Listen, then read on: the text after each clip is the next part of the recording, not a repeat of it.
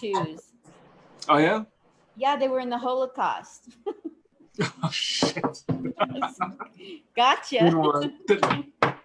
Got me. But you know what? It's real. I got really good news for that joke. I got a great tag. It was the Holocaust that did exist. It did exist. So who's winning now, bitches? There we go. That's all you Holocaust deniers out there. Go to hell.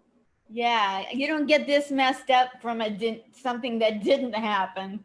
Yeah. I should be living proof that the Holocaust existed. Exactly. You didn't know this is going to be my writing session, did you? No, I had no idea we're gonna write your whole act. New 30-minute set right now. People love it when they pay for a babysitter to get into a club to have to buy 2 drinks and a meal to hear someone talk about their family business. You know, it's like it always goes over so well. Oh my gosh. So I want to do the introduction to the show, to you, and then we're going to talk about why you're wearing an NBA hat, because I'm a huge sports fan. I want to hear about your ties to sports and favorite team and favorite player. Oh yeah, we're going to go there. Facebook, wake up. This is me, the little old lady. If I can get up and do this in a pandemic, you can too. That's the deal. That's the takeaway. Yeah, the takeaway isn't in a hearse like you were hoping. So, welcome to Comic Spot. Amir Kalil is our guest today. He's over there in the black wife beater shirt. Yep, that's me. I never thought I would say the words black and wife beater in the same sentence, but there I did it. Leave it to the grandma to sound racist. Great. There goes my career. He's not, and I'm just playing with words. Let me read you the intro that Amir Kalil sent to me. His intro says, he's the only comedian that can serenade the drawers off of every crowd. Oh my gosh, I need a shower. That's right. He serenades these hoes. Oh, he knows. And we love his goofy ass, they say. You can find him all over Facebook, Instagram, Twitter, YouTube. I want to hear everything he's got to say. Welcome to the stage, your friend to be and mine, Amir Kalil. Woo! Hi, Amir. Thanks for having me on. You really shouldn't let me write my own intros. They're clearly I don't paint myself very well with my own intros. But I'm glad to be here. Thanks for having me. We've never met in person before, so no. You reached out to me over the internet, and here we are. Because I am thirsty for airtime. Hello, folks. I'm thirsty too. Old lady thirsty. Okay. Yes, sir. I have a plug-in heater and a fan, and I say, "You want to see my only fan?" And then I go and get my fan. That's it. That's all you get. Nice. You got to play with words when you get to this age, Amir. Remember this. This is life hack here. Yeah. What are you doing during a pandemic? You're in LA? I am in LA, one of the worst states dealing with the pandemic right now. You know what? I'm not stopping. So, I mean, you got to stay relevant somehow. So I make it a point to post on social media at least once or twice a day to, stay relevant and keep my name out there. I'm doing secret shows. I was producing outside shows, and the city keeps finding ways to shut me down out here because Governor Garcetti sucks, and they want to shut everything. They don't want no entertainment out here. Even if you're outside and social distancing, they don't want it. So we have to find ways to do it in secret. And us comics, you know how it is. We got to keep our tongue and our pencil sharp. So we need the stage time to feel like a person. Totally. We are essential as comedians. I'm a comic in training. I'm not a headliner like you. I'm like little bit out of an open mic scenario, and I would love to host the rest of my life and everybody else. But you're big time. I've seen you on billboards. Oh, wow. Maybe you got me confused with another Amir. No, no. Don't you headline? I do headline, but I'm not famous. There's another Amir by the name of Amir K, and he's more famous than I am. So I get confused with this guy all the time. I don't confuse you. Not everybody that wears an NBA hat looks alike. Let's talk about your tie to sports, to tattoos. I want to talk about a little bit of personal stuff and then go into your comedy background. Can we get to know Amir Kalil? Like, you love sports, evidently. It's right up front there, NBA, right? Yeah, I'm a Lakers fan, so I have my hat on. It has nothing to do with me supporting the NBA. I mean, I'm glad that they're playing, but I'm just trying to cover up my dreadlocks right now. They're a little messy. And I only got up a couple hours ago just because I'm a night owl. I like to stay up really late.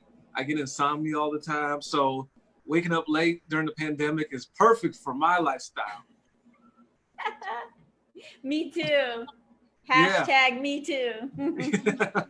That's a good me too. It's a fun one. Yeah. The Me Too movement has been taking a bite out of my self-esteem. I can't get a car to honk at me. How I got my self-esteem. It's a whole bit I do, never mind. So you're in the LA area. How has the pandemic treated you in LA, your family, your friends? How's that been going? It's been good and bad. Okay. So as far as like bad, comedy is shut down. I can't produce shows. I can't get paid. I'm not getting paid to do stand-up comedy like I used to be. So it's like, that's fine. I mean, I've always been down to do comedy for free anyway. So when you love something, you don't need to get paid. But it was nice to have that as an income and not have to work my day job as much. But because the pandemic is taken so seriously out here in LA, some of the good stuff that has come out of it is there's less traffic on the streets. More people are inside, and I've been delivering food for like Uber Eats.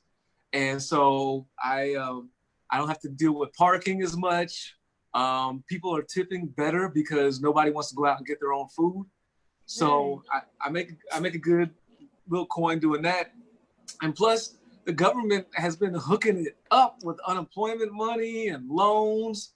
I have more money than I've ever had doing stand-up comedy over this last few months during the pandemic. So, I mean, it's kind of like a bittersweet situation. But I'd rather have less money in headlining and touring than having all this money and staying home. But you know what? I'm trying to make the most of it and create more content and film sketches with my friends and create music videos. So I'm really taking the time to do what I would do if I didn't have to work as much. A day job. What is your day job? My day job is being a delivery driver. Oh yeah. Yeah. I forgot. That was a long time ago that you said that. Wasn't it? It was like yesterday. It feels like it. What day is it? Where's the nurse? Somebody. Where's the nurse? You know what I like about the pandemic is that it's not just geriatrics like me, little old ladies that are wondering, what day is it? That's right. Yeah. I mean, how are you doing with the whole situation? Well, I'm prone to depression, shocker.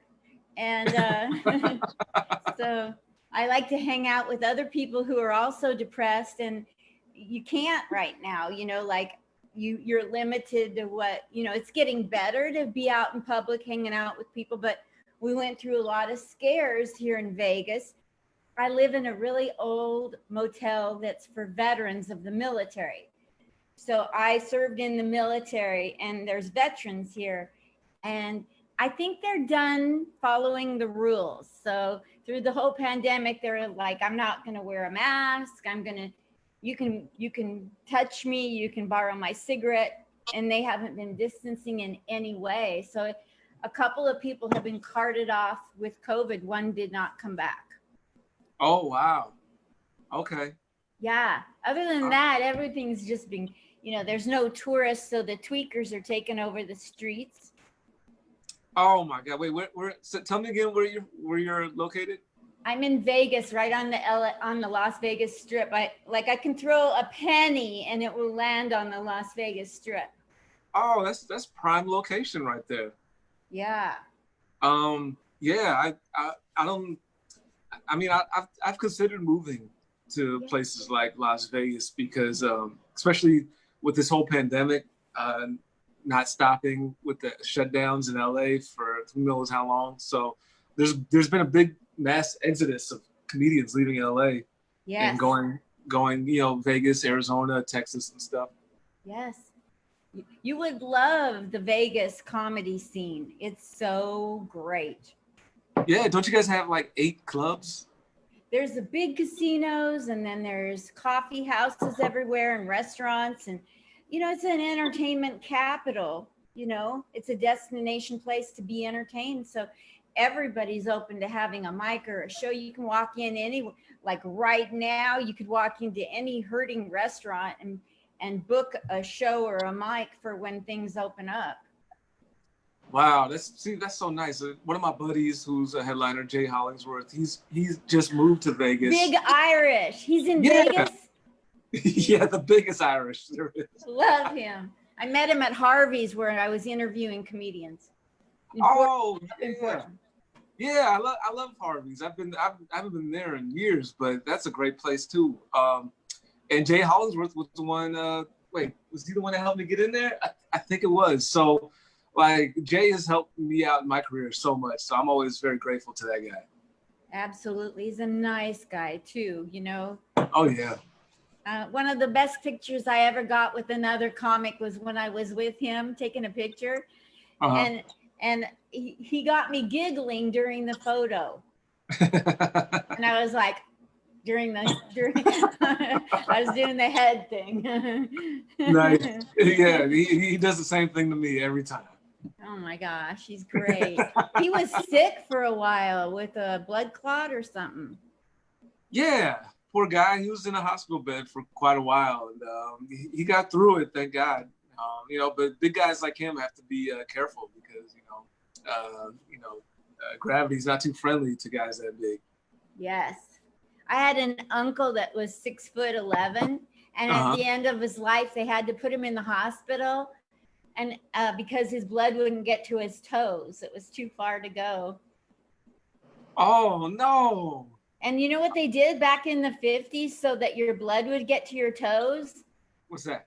They didn't use leeches. They were just done doing that. But the next thing they did is, I swear on a stack of Bibles, they or Quran, whatever. They took a rope and tied bricks to his feet. I swear they did. Or they hang him upside down or something? How did that work? He was laying in the bed when bricks were dangling off the edge. Oh, wow. Did it help? He died. I don't know. I don't even know. He never came out of that hospital. Oh, man. Well, that was a great story. Bottoms up. Enjoy your evening, folks. Yeah. Debbie Downer here. You're welcome. It was free. There you go, kids. Don't hang bricks off your feet. He should have been a Mason. I don't know where to go with this. Yeah, there you go. Oh, God. So you've been in comedy about how long, Amir? I would say around 7 years. I was a musician for years before that. And you're a singer and a songwriter and a guitar player and a funny man with the guitar too, right? I am. I my brand is the guitar. So, I like doing pure stand-up comedy without my guitar, but people prefer my act with the guitar. It just brings out a character out of me, and I have a lot to bring with it. And like, I'm really good at just catering serenades to individual people in the crowd, and that's something special just for that show. So like if, say I was in the crowd, what would you serenade me with based on what I look like?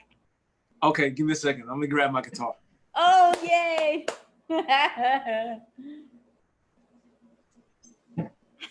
This is my moment. Woo.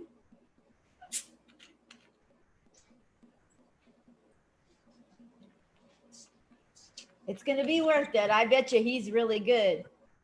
I bet people don't complain that you're the comedian with the music, because I think that you're so professional at this that people look forward to you getting on telling jokes with your music. Some people that aren't that developed aren't welcome on a comedy stage if they're starting out.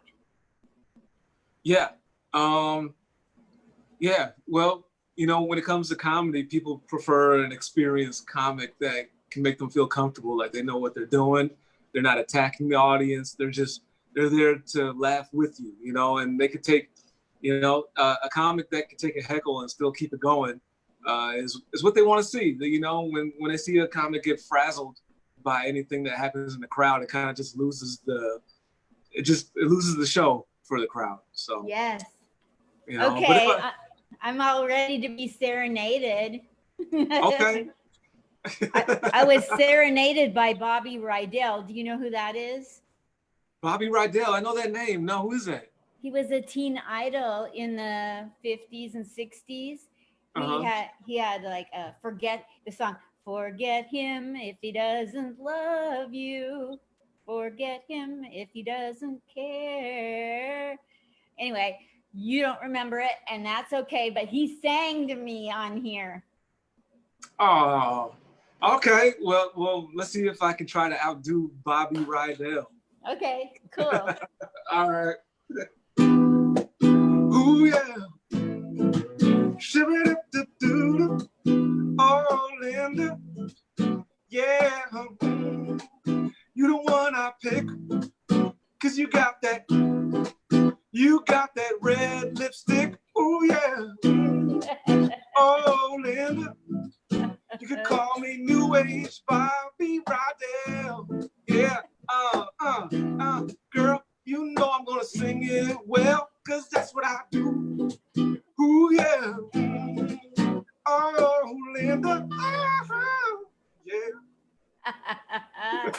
That's beautiful and funny at the same time. Thank you. Very good. There's a Spanish influence to your guitar music. Am I right? Well, I'm using a nylon string acoustic guitar, which does, you know, tend to favor flamenco music and salsa. You're hearing a lot of Latin music. You're also hearing a lot of jazz. So I chose this guitar specifically for my stand-up comedy because I wanted it to sound kind of like smooth and kind of sexy when I played it, as opposed to like a lot of guitar comics that use a steel string guitar that sounds kind of like hokey and country a little bit. So I wanted to bring this texture, you know? It's beautiful. Great choice.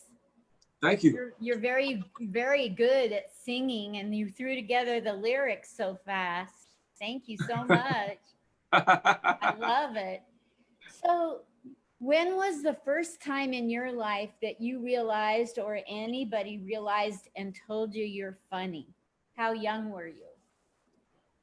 Oh, well, you know, when I was a kid, people thought I was being funny when I wasn't trying to be funny. Like, wow. I lived when I was like 8 years old, I was going around telling everybody in my neighborhood I was white. Like, I'm white. And apparently and I lived in a neighborhood with white people, so they thought I was mocking them. And I was serious because my dad always said he was white. You know, my dad's Middle Eastern. He's like, I'm white. And so he's a light-skinned Arab man. So, you know, you could call him like a sandcracker or something like that. So yeah, I was going around telling people I was white, and like black people, my family, they would just laugh at me like, hey, you stupid, right? but then like, after I said it enough times, people started to think I wasn't joking anymore. So then they would just beat me up. And then after a few beat downs, I started to like really take a closer look in the mirror. And I looked at my my flat top. I looked at my unibrow, my brown skin, and I said to myself, "Oh my God, I'm Al B. Shore." Now, Al B. Shore was a famous singer back in the '90s, but that's who I realized I looked like, and then I started to embrace what I was from that point, and I stopped telling people I was white because it just wasn't working out. It wasn't believable. So you were like the Arabic Rachel Dolezal. I don't know who that is. Oh my God.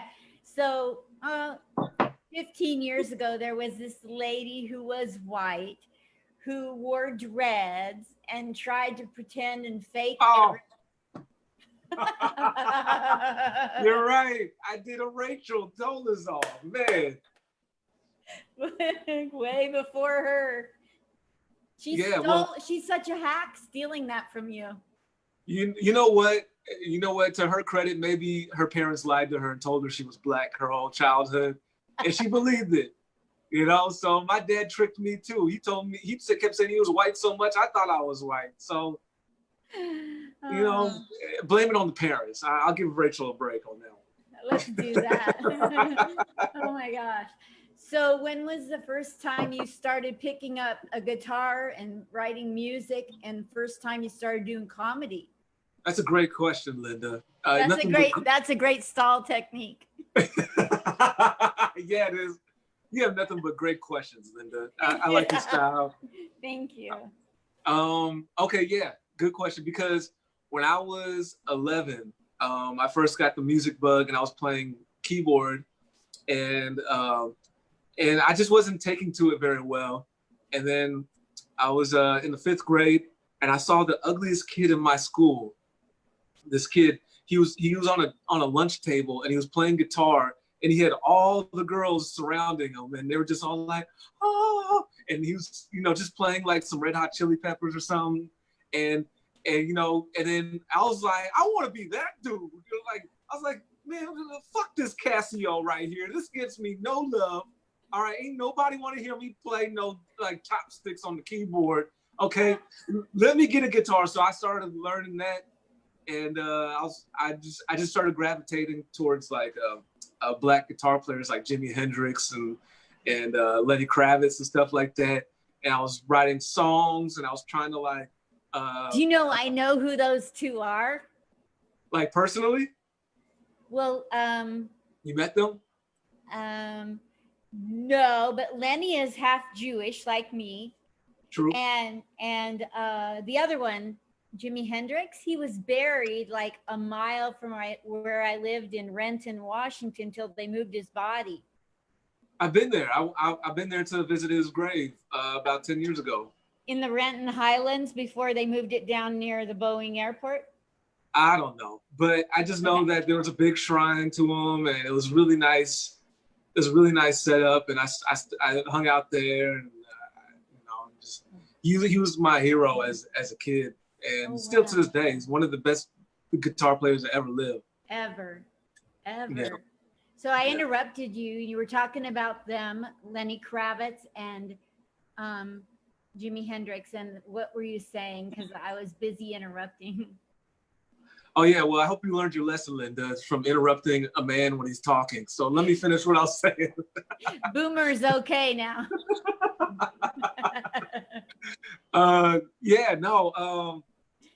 So yeah, I started doing talent shows at my school when I was 12, and like I thought I could play Jimi Hendrix on stage my first year of playing guitar, and I couldn't. I was terrible at it, and I tried to sing without a microphone on a big stage, and everybody laughed at me for yelling, and I embarrassed myself pretty bad. And then people laughed so hysterically hard at how bad I was failing at playing Jimi Hendrix. that I really took it to heart. I really lost all confidence in my singing ability and playing, and people told me not to get back on stage. And then I don't know, for some reason, my humor kind of developed out of this embarrassment. And the next year I did the talent show again, and I just went up as pure, like, just jokey stuff. And they took a liking to it. And then I kind of became a class clown from that point. And then when I was, not till like much later did I ever even consider doing stand-up comedy. Like way past my music career had already failed, that I'd be like, oh, hey, you know, here's the avenue I always put off. I should check out, you know, and I'm glad I did. Absolutely. I think you're a total package. You know, you got the looks, you got the personality, you're humble, you're so nice, and you're great with music and singing and lyrics, and oh my gosh. Oh, don't stop. Oh, come on. Oh, I want to go and, you know, like, I have to be honest. You know, I didn't watch your comedy because, like, when I go and look up people's bios and try to remember it all and watch it, I get overwhelmed. And I just want to get to know you. And then I go look at your stuff and subscribe to everything. Oh, I see. So now that I know, that's why I'm doing this whole thing, is I have to get to know you, like you, trust you, to be your fan. And even though I do comedy, I'm now your fan, and I haven't even watched your material yet. Oh, well, good. Well, thank you. And I really appreciate you becoming a fan off of this interview alone. And I think I'm a fan of yours now too. Oh, thank you. You know, I stood outside of a Jimmy Kimmel's comedy club here in Vegas one night waiting for some comedian to play.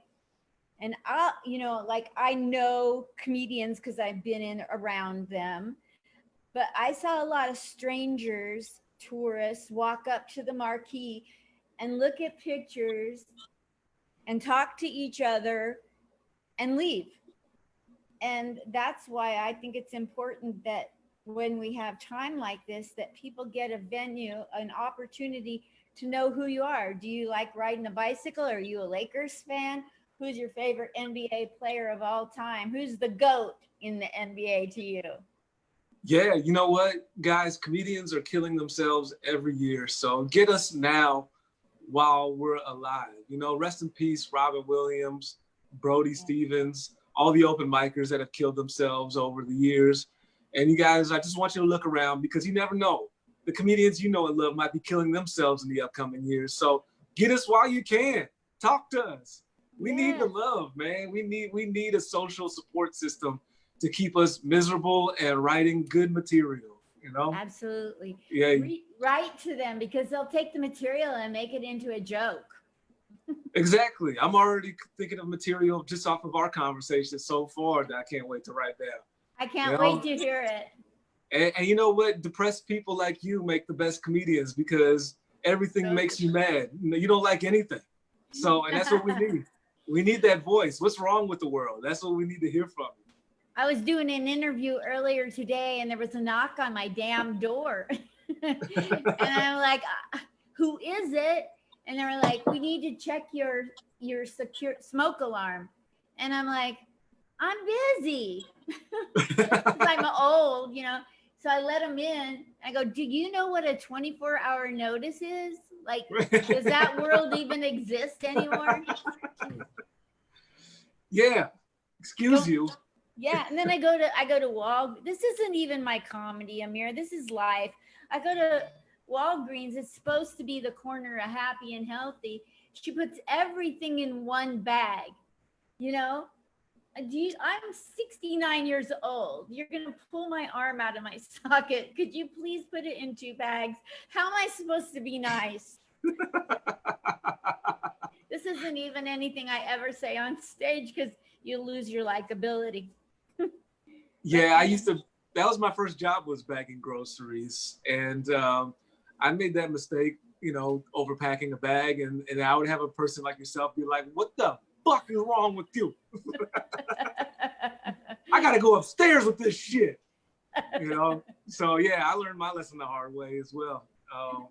We got to teach these kids bagging groceries. Hey kids, put it in 2 bags, okay? Stop being greedy with the plastic. And you know what's weird is they're considered essential and we're not. They don't even know how to bag for an old bag. Yeah. Nice one. I just thought of it. It's going nowhere. Trust me. So, what would you like to say that you haven't had a chance to say yet? You've been in comedy 7 years, did you say? Yes, right. 7 years.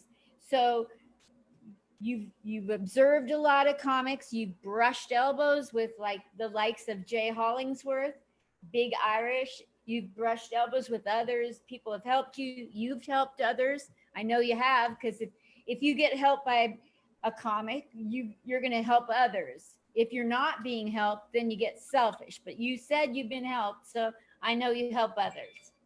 I do. I spent my whole career as a comic helping others. I've been producing a weekly open mics since I've been a comic, and I get the stage time, but I'm also giving stage time to everybody. I don't discriminate. Any comic that wants to come to my open mic, I am happy to put you up. That's my way of giving back. You know, I don't make a lot of money from hosting these mics. I've hosted mics from anywhere from like 2, 3 to 6 hours in a night. You know, just to look out from my community of comedians. So, oh, is that your pimp calling? What's going on? Yeah, this is a booty call. I was expecting it. It's a little early. Jeez. But yeah, so I forgot where I was. I smoked You've too been much pot hosting yesterday. open mics from the beginning and up to 7 or 8 hours. 6 or Oh 7. yeah. So yeah, I mean, it's all about helping your fellow comic. I mean, this is a community. Some of these comedians are in it to get famous and build their career and, you know, whoop-de-woo and get rich and all that stuff. And that's fine. That's your path, you know. I'm in it for the comedy community. I actually enjoy 90% of the comics that I come across, the new ones, the older ones, the ones at my level. I enjoy the open mic scene still in LA. I enjoy going to watch my friends' shows and just hanging out with my friends. Some of my best friends are comedians. Like my real best friends from before comedy are not around as much as they used to be. And I love them still, but man, I spend so much time with these comedian guys because we have so much work to do together and we enjoy each other's presence. We don't get offended easily. We could say the most offensive stuff to each other and it's okay. And that's what we want, free speech. Absolutely. We're fighting for our freedom of speech lately with this whole PC thing. Yeah, PC cancel culture can kiss everybody's ass, okay? That Thank you. stuff needs to go to hell. These millennials that don't understand the gift of free speech and the different views that people have in America, that's the blessing that we have here. If you don't like their views, go there, digest it, and then take it home, and then, you know, talk about it. You don't like shut down people because they have opposing views. Come on, man. How soft are these kids? Oh, it's terrible. I was confused, you know, I'm a little older than you, and I heard cancel culture, and I was like, so I went to my refrigerator and I threw out all the yogurt and cheese. And then I'm like, no, that's not what. Nice one. I like that. It's cancel culture in my refrigerator. Yeah, it's got to go. Yeah, it's got to go. Bye-bye that yogurt. Yeah, you got old. You got to go. Yeah. The yogurt is inside the refrigerator going, we got to get out of this place. Yeah.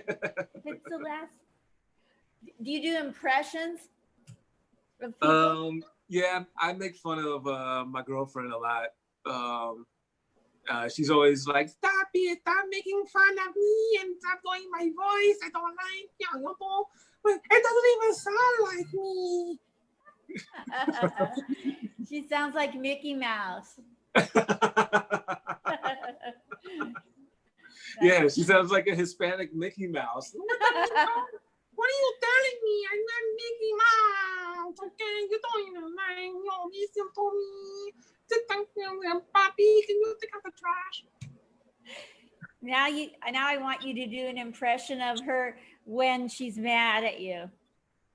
Jesus Christ. Papi, I am so mad at you. You don't love me. You don't take me nowhere. You don't take out the trash. I'm mad. I think that's one of the best impressions of a woman I've ever heard, because usually when a guy does an impression of a woman, it just sounds like a gay guy. Stop it. No, I can talk like a girl if I want to. Is that what we look like? Maybe, I don't know, but that was a good impression. That was actually. Thank you. Yes. So who is your favorite? And we're getting near the end of this interview. You probably feel it like I do. It's like sex. So who is your favorite basketball player of all time, living or dead? Well, I mean, I got into basketball during the Kobe, Shaquille O'Neal era. So those two guys, my favorite players of all time, Kobe and Shaq. I've always been a Lakers fan. But I've always appreciated the greats. Like, I love watching LeBron play. I love watching the documentaries on Michael Jordan that's out right now, The Last Dance. All the high flyers and the big guys. I'm a fan of the sport because, I mean, I'm terrible at basketball personally. Really? Yeah, I mean, I grew up with asthma, so my lung capacity was just always bad. Like, I could play for about 10 seconds and I'm like, time out. Don't take me out, coach. Yeah. Wow. So in high school, and I don't know if you went to college, I don't know that, but did you go to college? I did. I went to Cal State Northridge, CSUN. Oh, wow. So did you play sports? Were you in the arts? Were you just studying curriculum? What was your deal? You're gonna find this a big surprise, but I went to college for the girls. Ooh, yeah. I wish they all could be California girls. Yeah, I went to college for the girls. Yeah, where you at? I want the girls. Yeah, I went there for but I also I was just trying to move out of the house, and they had dorms there, and they had a really good program. So I was excited to get to college and explore losing my virginity. And it took me a few years before I decided to major in music. So that was probably like my first passion. I was like, I gotta graduate. I should pick something to major in. So I just went. I was like, I'm good at guitar. I'll just go with music. And then it took me 6 years to get out of CSUN, but I did it. Wow, that's great. So the last thing I want to ask you to do is inspire in your own comedic or musical way. Can you please inspire people to hang in there through the rest of God knows how long this pandemic's going to last bullshit? Linda, don't give up. Every day is like Groundhog Day. Yeah, sure. You know what? Let's make it a song so these people can feel better about living through the pandemic. Okay? Thank All right. you. Here you go. No, no, no. No, no, no. No, no, no. It's pandemic season and everybody's sad. That's too bad. You shouldn't be sad. You can do what you want, cause you got the government giving you money. That's right, girl, you got extra money. You ain't got to go outside. You can watch a movie Or you can go out and go take a walk and order some food. Yeah, yeah, yeah. Life is still okay. It's only temporary. That's right. Everything can get better someday. If you believe. And subscribe and follow me at Amir the Miracle. If you need a good laugh, it can only help. I'll try to keep you happy. Anything for Linda. Cause she's so sweet. Woo-hoo. Oh my God, thank you. I want to tell you something so that I'm sure that you're going to be very jealous of me. Are you ready? Okay. Yeah. You mentioned Shaquille and Kobe. Yeah. I got to be in the room with just them one time. Oh, what a good time that was. My sister told me they were in Portland for a Trailblazers game. I'm from Portland. And so I went down there at the crack of dawn to wait for them to come down the elevator. And when they came down, I waved down. And there was a 9-year-old boy sitting next to me who was all by himself, no parents, Amir. And he was sitting there with a camera.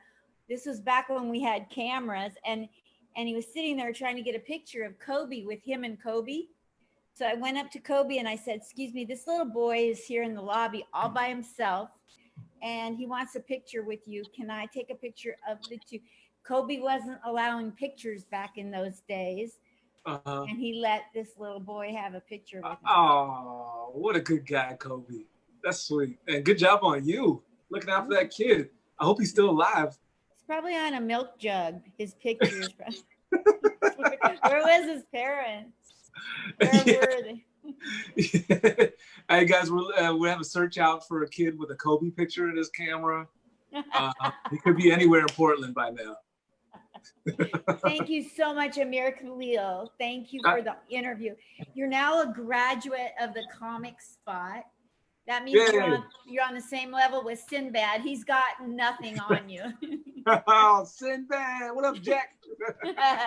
And in like 3 days to a week, my editor man, who's also a comedian, Adam Dominguez, he'll put the spin on this and make it come out looking like a sitcom. And I'll send that to you to share too. Excellent. Thanks so much for having me. You were a real pleasure. You're really sweet. I enjoyed our conversation thoroughly. Thank you. You lifted my spirits. I was having a terrible, no good, very horrible, I want to go to Australia day. And you made it better. Oh, well, good. That makes me feel good. I'm glad I could help. I'm a fan now. Yay. I'll see you when I come out to Las Vegas. Yes, let me know, and I'll go take you to Starbucks, and I'll show you my Karen impression. Oh, great. Oh, okay. All right. I can't wait. See you later. All right. See you, Linda. Bye. Bye.